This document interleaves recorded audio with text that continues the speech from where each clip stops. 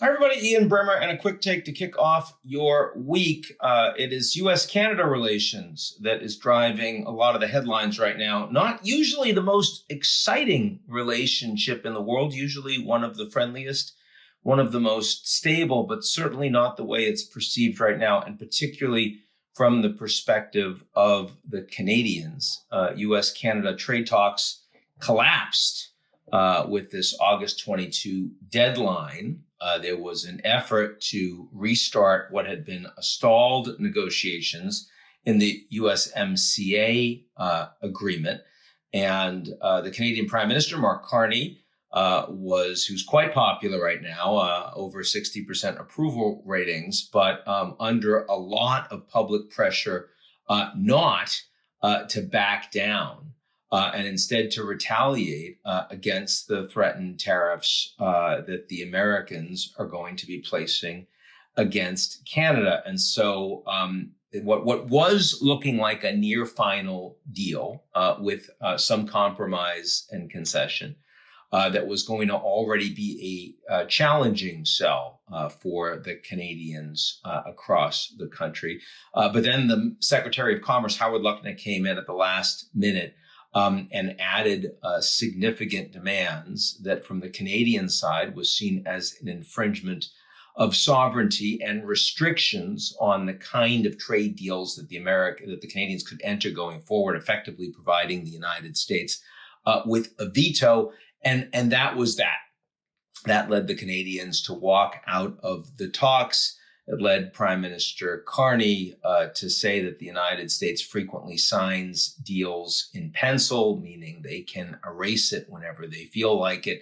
And the decision to move away is very popular in Canada. It's also going to be very expensive in Canada. Now, a couple of caveats here. First, we're talking about only those goods that are susceptible to higher tariffs given USMCA. So the effective tariff rate that the Canadians are going to be facing is now 7.4%, which is higher than the initial effective rate under the IEEPA tariffs that were ruled eventually illegal by the Supreme Court, 6.9%.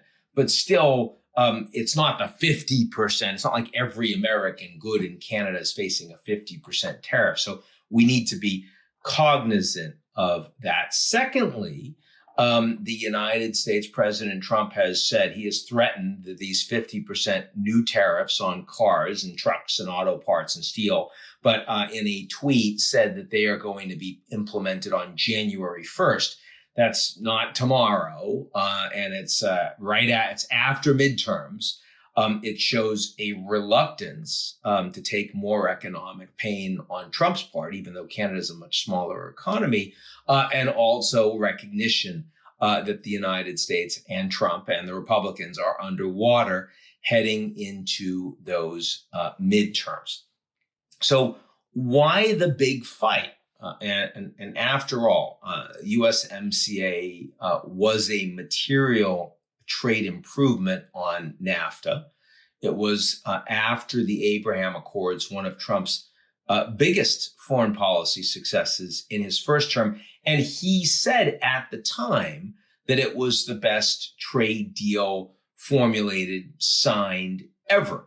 So, but that was then. And Trump does back down and back away from a lot of American agreements, the Paris Climate Accord, the Iranian nuclear deal, JCPOA, membership in the World Health Organization. If he doesn't like a deal, he rips it up. But those were all deals that were signed by other presidents. This was a deal that was signed by President Trump. And the reality is that Trump has decided in the second term that tariffs are an important tool, that the United States is a bigger and stronger economy than other countries. And so he should get more attractive deals by using that leverage, both directly and weaponizing the U.S. trade system its subsidies, its much larger market access, as well as non-trade tools like the security that is provided by the United States for members of NATO, of which Canada is one, for example, or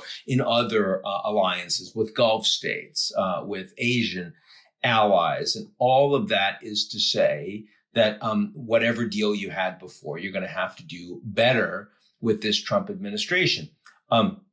But the fact that Trump is vulnerable and way underwater with American voters on the economy, he's more unpopular now than at any point in his first or second term, that the midterms are coming up. They are likely to go quite badly for the Republicans. And Trump knows it, which is why he's telling people, I'm very popular, but I'm not running. The Republicans are running. And so, essentially, they're likely to get pasted. Couldn't possibly be my fault. But a recognition, meat price is high. So actually reducing tariffs on foreign producers like Argentina for meat exporting into the United States. Now, Trump originally said that higher tariffs would mean that the American people would benefit, which of course is not the case in terms of prices. Prices go up, and that's why he's reducing these tariffs on meat.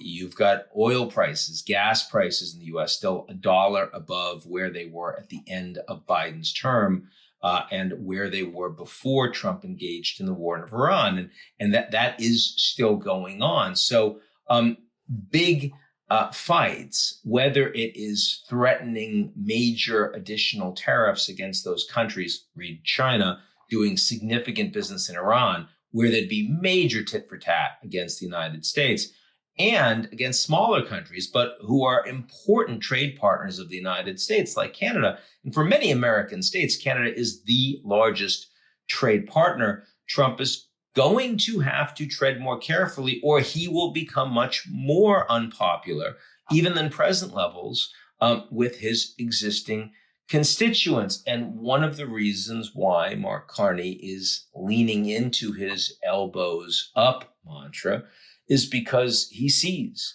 that Trump is unpopular. He believes that the midterms will go badly. He thinks after midterms, Trump will be seen as a lame duck, and that Carney is going to outlast Donald Trump politically, which ultimately will stand better not only for his popularity now, but also for his legacy in Canada. Certainly Xi Jinping feels that way. Certainly MBZ, MBS, all of these global leaders of non-democracies who recognize that they have a much longer term political perspective for their countries than President Trump does. But now, as Trump starts to move into lame duck territory, even leaders of elected democracies are starting to feel that's way. It's like when Trump threatened the Spaniards, doesn't like that left-wing government, Prime Minister Pedro Sanchez, that he was going to shut off all trade with Spain.